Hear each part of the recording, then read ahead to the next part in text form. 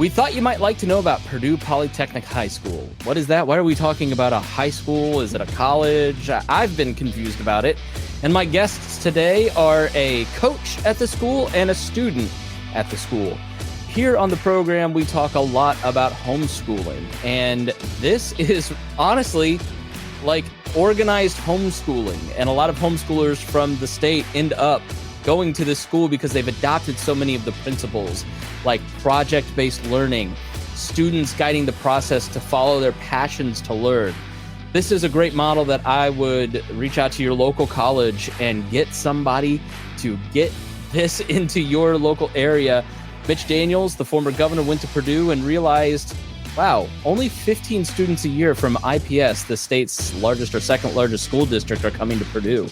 What's happening? So they started a school there, and lo and behold, they're having great success with principles based on a new model of learning, a model that we talk about here all the time on the Chris Spangle Show. I think you're going to find it really fascinating. I think you're going to find it confirming of what a lot of what we believe and talk about here on the show. And so I would invite you to stay tuned and hear about the success at Purdue Polytechnic High School. We run on the value for value model here on the Chris Spangle Show and the We Are Libertarians podcast network. That means, do you get value out of the show? Do you learn something that helps you sound smarter when talking with your friends? Do you feel a little bit more connected to the world and inspired to do something a little bit differently? Well, then please give some value back. And the best way that you can do that is through our Patreon. You can go to supportcss.com or patreon.com/wearelibertarians, and you can join our Patreon. Not only do you support the program and the entire We Are Libertarians podcast network by helping pay all of the bills, you're also going to get ad-free shows. You're going to get early releases, sometimes months in advance in terms of episodes that haven't been released in the public feed yet. You'll also be able to get the full archives, the full RSS feed of all the past episodes. And there's even a tier that you can come on the show, or you can have your name mentioned every episode, like I am about to do right now. Thank you so much to our $100 a month members, especially Vincent Pikol, Matthew Durbin, Jason Doolittle, Christy Avery, and our good friend Reinhold. Thank you so much for supporting us, and we appreciate everybody that considers making a contribution today. Joining me now is Drew Gooden, who is the lead coach at Purdue Polytechnic High School, and sophomore Mark Boykin. Thanks so much for joining me, guys. Hey, thanks, Chris, for having us. Thanks. All right, so Drew, you're a lead coach. Is that like for the football team, lacrosse? What does lead coach mean? Yeah, great question. I was actually confused about it my first day too, walking around the building and seeing Coach Lee, Coach Johnson. But no, that is the term that we refer to all of our educators, with the mindset that learning happens when you have the support of a guide on the side, not somebody at the front of the room talking through a bunch of PowerPoint slides. All right, this strikes at the heart of what makes Purdue Polytechnic High School so cool.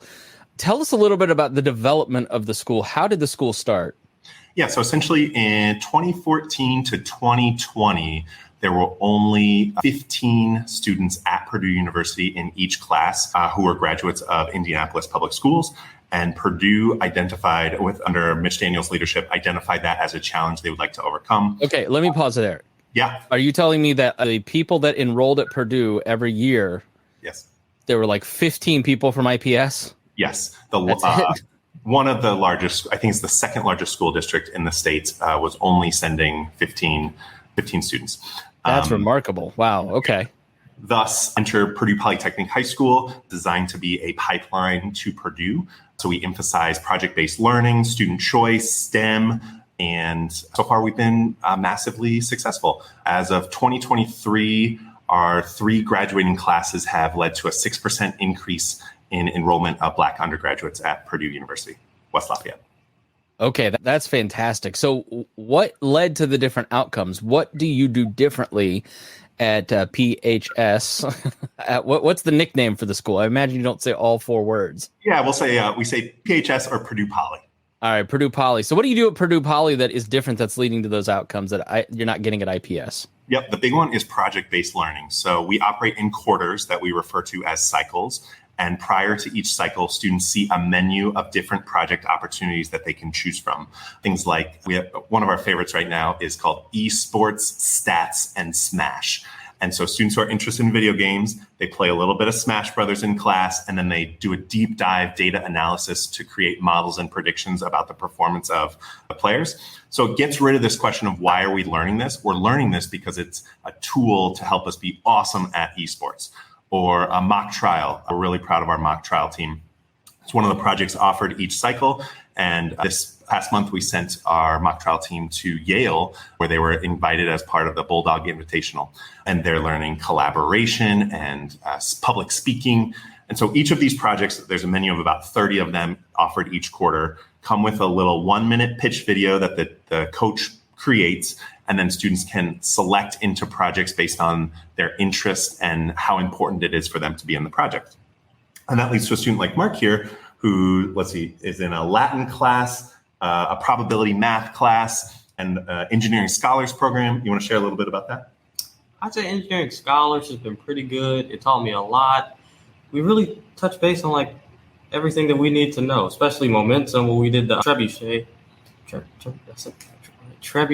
and Latin's been pretty good too. Learned a lot of Latin. I think I can read it pretty well now. We're still learning how to say it though, but I can read it pretty well, and yeah. Which is a lot better. I went to PHS, Plainfield High School. I got a great education, but I didn't learn Latin or trebuchets for sure. And Drew, one more question before we go to Mark and ask about his experience. I recently had on someone named Connor Boyack, who is not related to Mark Boykin here, but Connor is a big homeschool advocate. And what you're describing to me sounds like a lot of the homeschool curriculum where Connor says, look, I don't want my kid to just sit in front of a lecturer all day at 10 years old. He's on fire about Pokemon.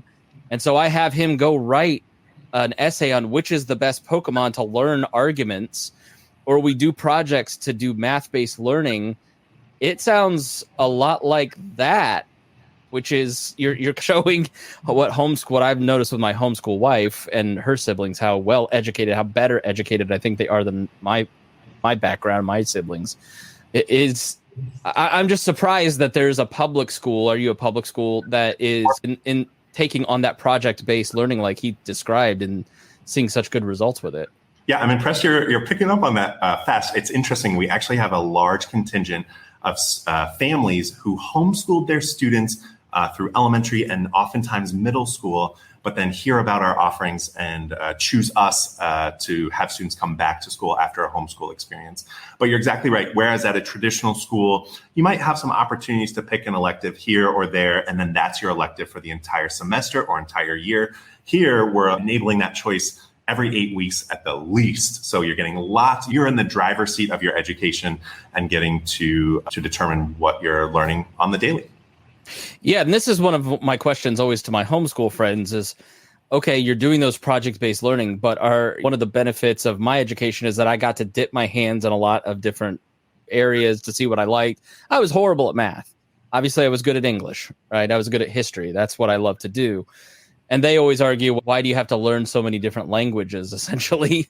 So do you have a focus on that core curriculum of all the classic liberal arts? Do students get exposure to all the different areas, or is it just we're focused on what the student likes in almost a Montessori way? Yeah, well said. Yes. So in addition to these passion project opportunities where students are driving the show, they also participate in the standard Indiana course sequence. So Mark's in an English class, computer science class, math class, and still gets the exposure that's going to be necessary for. All right, so let's go to Mark, who is a sophomore at the high school. So Mark, where did you go to school before, and what is the difference between the school that you went to, let's say for like middle school versus the high school you're at now? Give us some illustrations and differences that you experience. Okay, for middle school, I went to Cold Spring.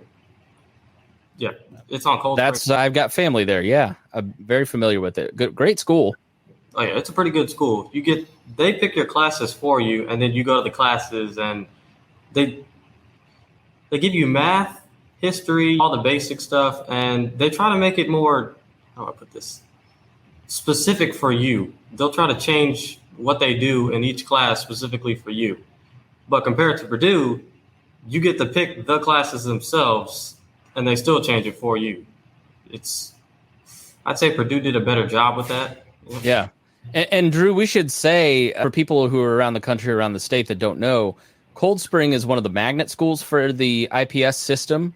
So it is even then a little different from maybe your typical school that you might, if you went to Theodore Potter, which is still a little bit more non-traditional. Cold Spring is kind of IPS's attempt to be a little bit different. How would you compare even IPS's attempt to be different, not throwing shade on them? Again, Cold Spring's a good school versus Polytechnic, excuse me.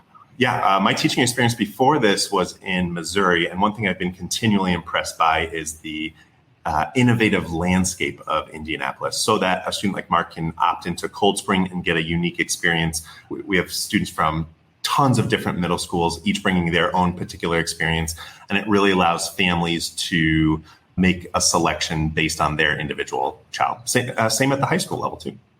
Yeah, I would just say that Indianapolis is a great place with all kinds of different foundations dedicated, and Democrats and Republicans both work really hard to give students a different education, a great education. And Drew and my daughter, at least, will benefit from that. Or Mark, Mark. So was it overwhelming? One of the arguments I would think is that you can't let a kid pick their own schooling because that would just be overwhelming. And how do they know what they need to know? So talk about that process of picking out your schedule. What does that look like for you?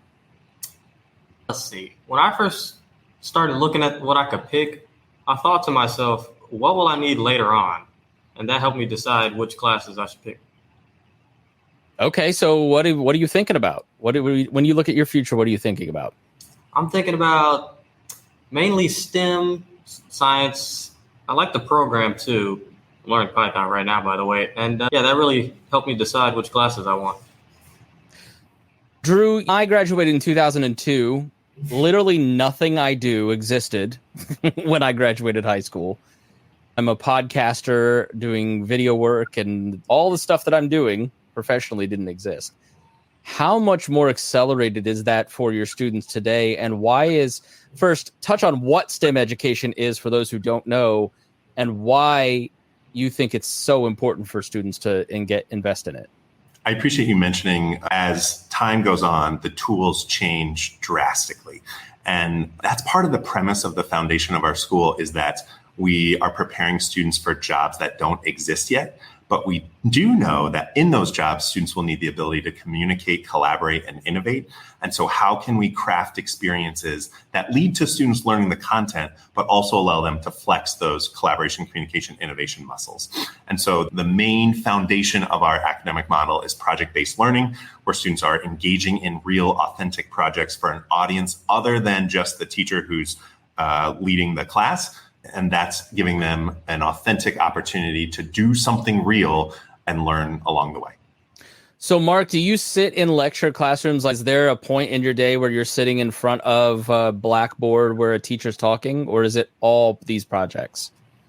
I'd say there is a point where I'm sitting in front of traditional blackboard and the teacher talking, but it's only for a short amount of time, and then they start giving out the stuff that we can do on our own and more interactive. Okay, so what does that collaboration look like for you, Mark? Like when you're working with other students, are you in groups of 2, 3, 20? How does that collaboration work that allows you to develop these skills Drew's talking about? It's mainly groups of 2 to 3. It's pretty fun, actually. We're laughing a lot of the time and still getting the work done.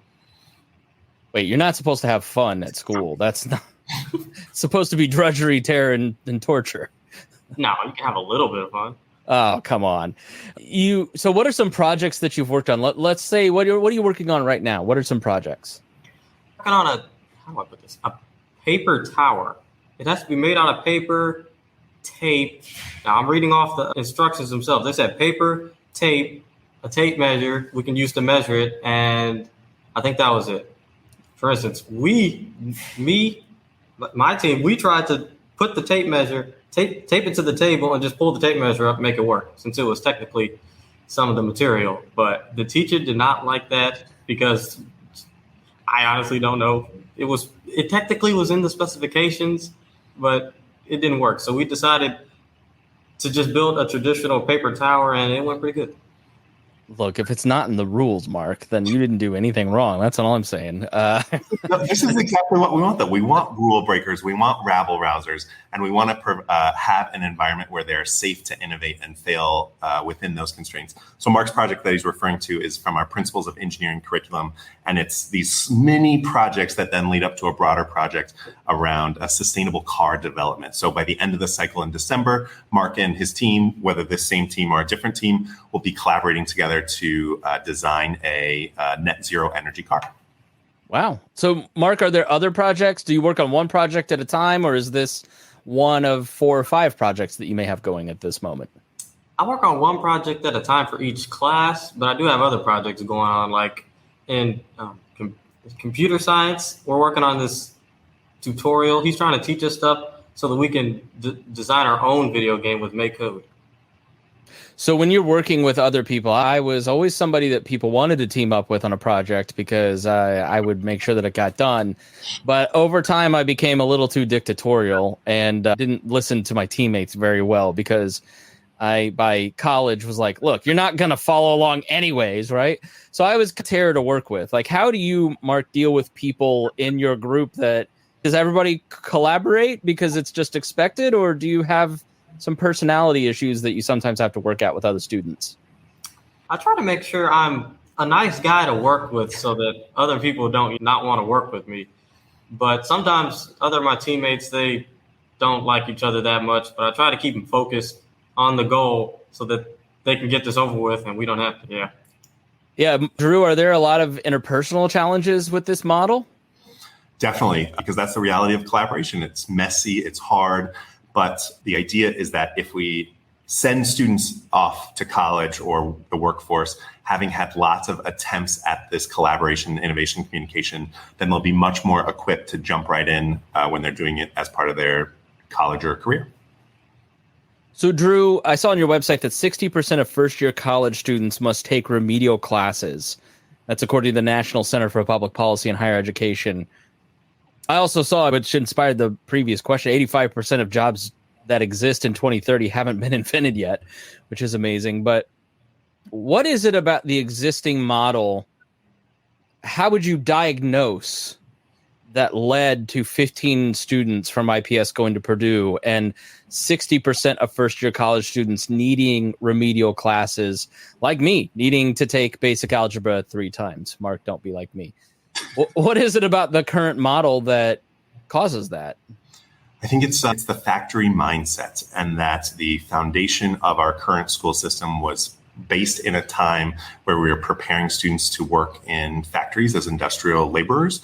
And now, as time has continued and the economy has shifted, we need to prepare students to be creative thinkers. Okay, so let's talk about how Purdue Poly teams up with local businesses like Eli Lilly. And what do you do to help students get a taste of real-world jobs? Yeah, one of my favorite parts of the model is our industry excursions. And so almost once a week, sometimes even more than that, we have an opportunity to partner with an organization with the mindset that the city is our school. And the more we can have our students experience what is happening outside of the walls of our school, the more they'll be propelled to either enter those careers or know that career is not for them. So actually, an example Mark went on was to visit the Rolls-Royce Allison Legacy Center, where we're able to see the history of aeronautical engineering from the very first prop plane engine to now to equipment that was on the Mars, on the lunar lander, and learn all about airplane engines from experts at Rolls-Royce. That kind of focus on those outside of classroom experiences is unique for public schools because it's difficult to have the manpower to get the bus to drive there, the connections, but it's been a priority for us since day one because we know the power of having students not just hear and see, but actually visit and experience, immerse themselves in those places. So, Mark, has there been an experience that made you think, yeah, I want to do this. Maybe I should look into this that you hadn't thought of previously? I'm going to say our field trip last year, when we went to Salesforce, I saw them say that they were trying to recode humans.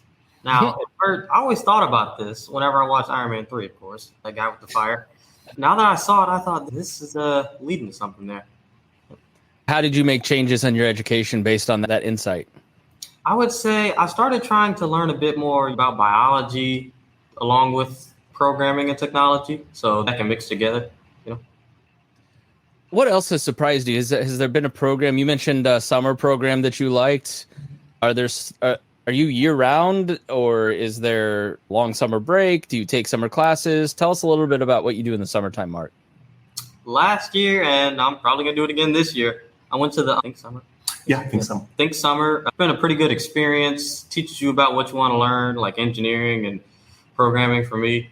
I think I'll do that this summer, and I did it last summer too. Mark's referring to the Purdue University Summer College for High School Students program, which is incredible and actually open to anyone in the country and internationally, I believe, which is like its own menu of passion projects. So Mark chose the engineering one. We've had students choose, there's everything from astronomy to nuclear engineering, and they have both 1 week bite-sized courses and 4 week long, more immersive on-campus experiences for upperclassmen.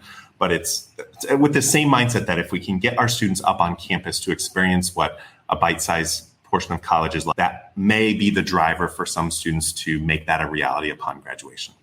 So, Mark, do you have college credits yet? I believe so. I got some from Think Summer. Yeah, I have college credits. Yeah, that's Drew, just like my homeschooled 11 sisters-in-law. They all graduated high school with 80 college credits because it's amazing, Drew, when you like go to Franklin or you go to Purdue or you look around in high school, you can find so many opportunities, like you just said, to start getting college credits. I was, of course, a very lazy student, so I had no use for any of that. But if you're a motivated student like Mark, then there's a great trove of opportunities in the state. And we believe that hook from lazy to motivated is just finding something that is of interest to you. Here we are chatting on StreamYard. We have tons of students who have done podcasts. We have a great journalism program. And so our approach is let's offer as many immersive experiences as possible to hopefully hook as broad of a student population as possible. We haven't even mentioned athletics. We have like 23 different sports. Mark, you're in cross country, swimming, golf, football, basketball, all the usual ones. And so we just want to find whatever that driver is for you, connect it to academics, and propel you to your future. Yeah, that was huge for me. I helped start the AV program at Plainfield. I was in journalism, going to a newsroom on 9/11, like the actual 9. I'm that old, Mark. It made me want to do this. Yeah, I think that's incredibly important, is finding your kids' passion and investing in that. So let's talk about how many students I know there are 3 right now, Purdue Polys. How many students are in these schools, Drew? We are at the Inglewood campus, which is the flagship first campus, and it has 550 students, grades 9 through 12. All right, a pretty big school. Yeah. It's there's a sweet spot in size where if you have too many, you lose the ability to have individualized coaching instruction relationship. If you have too few, you lose the ability to have all of these offerings. So we're really happy with our size. And we're in this beautiful Mallory building on East Washington Street, including a bunker building complex, which has robotics lab, makerspace, wood shop. And so we're really well set up to have transformative, immersive experiences for student learning. So how do you roll this out to more people knowing that it's been successful, Drew? Yeah, so that's been in the process. Our second campus opened in Broad Ripple 2 years after we opened the first one. And then we had a third campus open in South Bend. We've got a pilot of a micro school where the number of students is much lower, and it allows even further doubling down on the idea of individualized support for education, specifically targeting families who are interested in that kind of environment. And who knows what's to come beyond that. Carrie McDonald and her microschooling is very pleased. Yeah, it's really, I love Mitch Daniels. I'm a libertarian that likes Mitch Daniels. When I was head of the Libertarian Party while he was governor, we never put out a state of the state address rebuttal because there wasn't much to rebut. But now he has left Purdue. He's now with Liberty Fund, helping to work on these ideas. And you have a new administration at Purdue. Does that shape the future of this school? Are they as committed as Mitch Daniels was? Yeah, so we're an independent organization from Purdue University. We benefit massively from the great partnership that we have with them, the access to their professors, staff, this opportunities like Mark's referring to the summer college for high school experience. And yes, knowing that President Daniels was the initiator of our school and him stepping down, for sure there will be changes. But President Chang has visited our Inglewood campus. It was a wonderful visit. He talked with students, staff, and we're really former dean of engineering. We love our engineering. So we're really excited to see how that relationship evolves. All right, Mark. So November 1st is the deadline to enroll at enrollindy.org to join in on Purdue. If you were to tell, let's just say somehow there's some weird teenager listening to this podcast right now, or more likely their parent, pitch the school. Why should people enroll at Purdue Poly? I would say you should enroll at Purdue Poly because you will be able to control, how do I put this? You will be able to decide what you want to learn for your future. If you want to be like an astronaut, you can rearrange your schedule to become an astronaut. You can do what you want to do.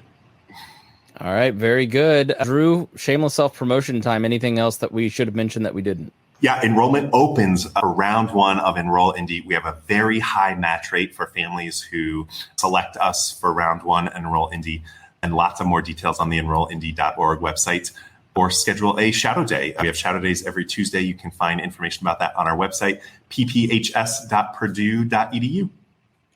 All right, thank you so much, Mark and Drew. I appreciate you both being here. Thank you, Chris. And thank you for listening. We really appreciate you. If you learned something, if you found this to be novel, help out Purdue Poly, help out us by sharing this episode. And thank you so much for listening here on The Chris Spangle Show.